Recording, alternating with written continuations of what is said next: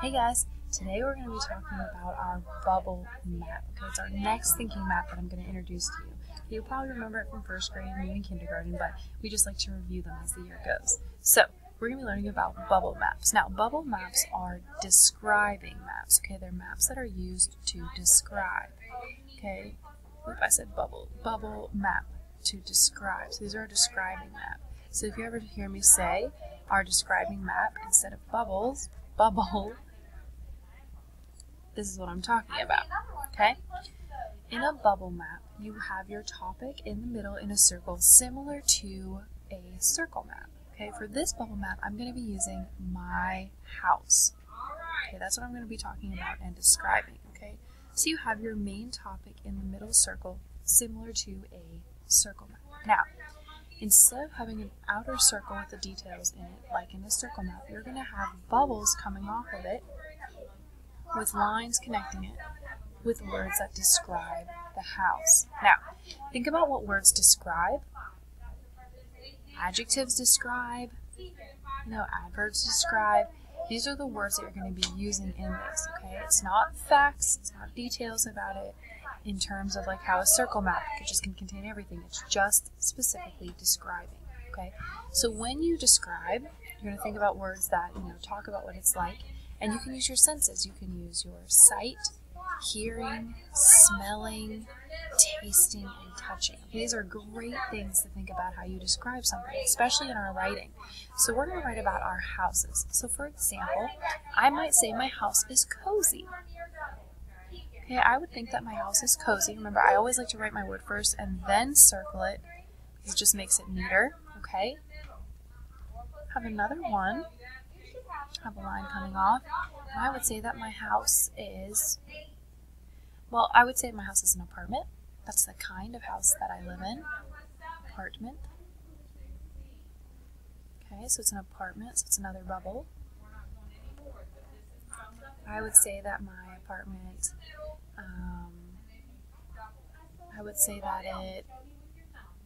I'm going to say that it has cats. Now that's not an adjective, but it is something that describes my house because my house has cats. So I'm going to say that my house has 3 cats, adding a little more detail. Okay, so that describes it. I would say that my house has a porch.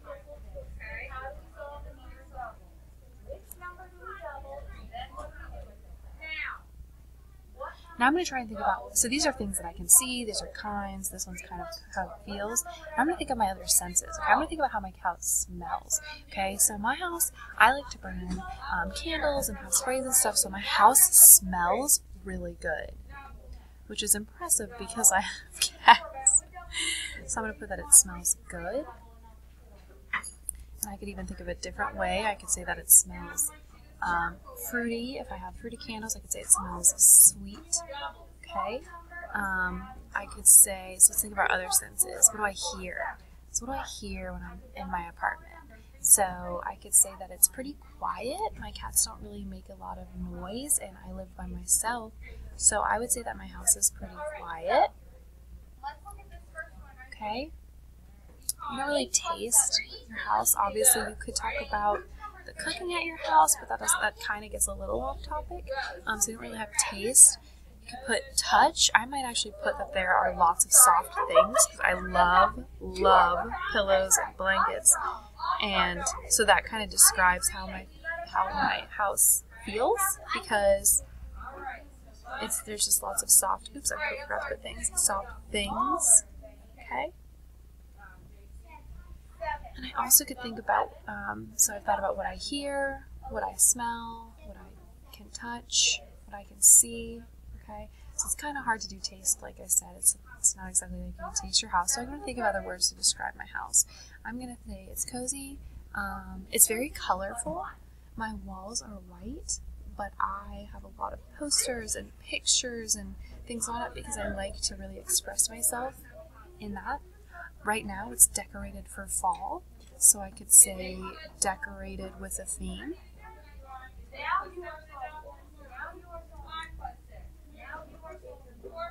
Because my theme right now is fall, so I have like some pumpkins, some leaf things, just to make that space a little different throughout the year, and of course I decorated it decorate it for Christmas too, so it's decorated with a theme.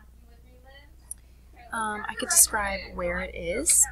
So my apartment is in Morgantown because I work down here in Fairmont, but I actually live up in Morgantown.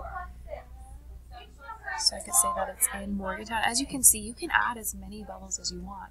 Just because that first row is filled, you can have them coming out farther and things like that. Okay, so these are just things that describe my house.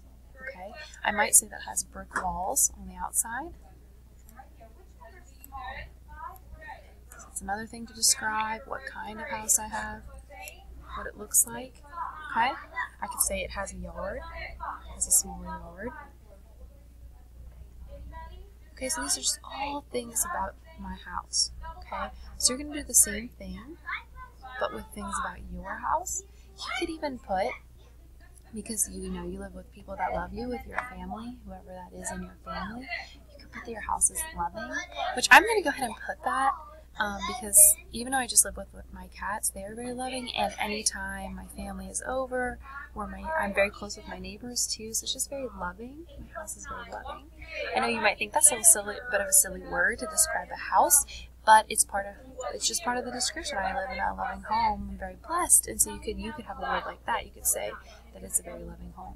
Okay, so these are all things you could use to describe. So remember, this is a describing map. Okay, describing.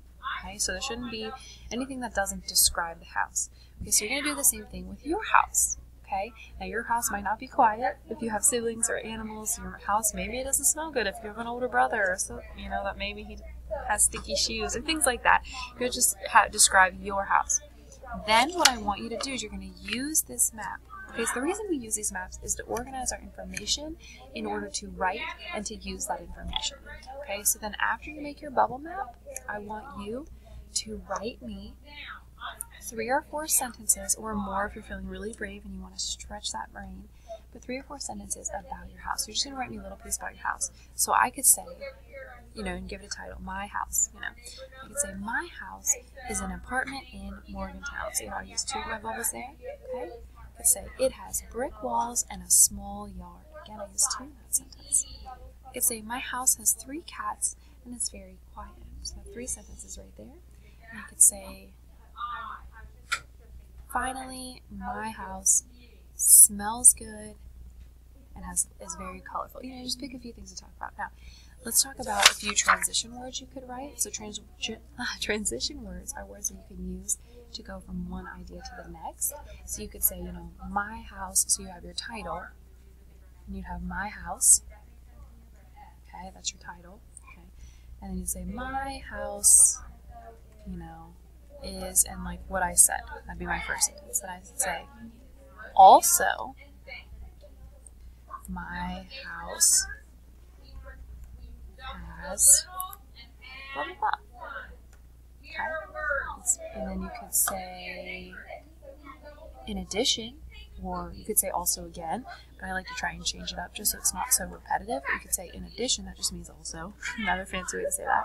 In addition, my house looks like something. Okay, and then my last, to wrap up, you could say finally, my house is blank. Okay, so these are your transition words that you could use. So also, in addition, finally. Okay, and I'll attach a kind of a cheat sheet with transition words that we can use for our writing. And it's not just this, you can use it in any writing that you have, but it just helps connect your ideas together, and so it wouldn't be as redundant. Instead of just saying my house is, my house is, my house is, my house is. Okay, kind of ties it together a little bit better. Okay, so that's your challenge today, is to make your bubble map describing your house and then write me a little piece about your house. All right, I look forward to seeing what you guys do.